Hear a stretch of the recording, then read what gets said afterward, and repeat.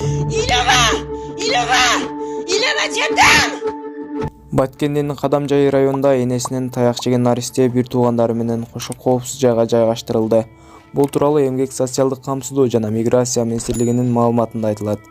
Маалымдалгандай, министрлик жогоруда аталган окуяны көзөмөлгө алган. Ага ылайык социалдык тармактарда энеси сабап жаткан наристе кыз 2 жашта экени, мындан тышкары ал аялдын өспүрүм курактагы дагы 2 баласы бар экени аныкталган. Аталган факт 2023-жылдын 30-январында Кадамжай райондук мамлекеттик администрациясынын алдындагы балдар иши боюнча комиссияда каралып, балдарды коопсуз жайга жайгаштыруу боюнча комиссиянын чечими чыкты. Анын негизинде балдар Совет айыл аймагында жайгашкан Куткадам үй-бүлө түбүндөгү үйгө жайгаштырылды деп жазылат маалыматта.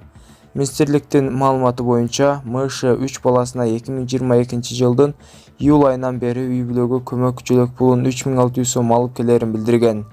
Буга чейин аталган окуяга байланыштуу аялга карата кылмыш иши козголгону кабарланган. Эске салсак, бүгүн Кыргызстандагы социалдык тармактарда энеси баласын сабап жаткан видео тарап, бул окуя көпчүлүктүн нааразычылыгын жаратты. Таласта жол кырсыгынан 3 киши көз жумду. Бул тууралуу жол кыймылынын коопсуздугун камсыздоо башкы башкармалыгынан билдиришти.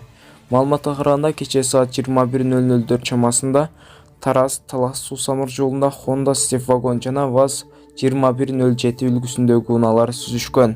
Анын кесепетинен 3 киши каза болуп, экөө жабыркаган. Учурда тиешелүү экспертизалар дайындалып, тергөө иши жүрүүдө.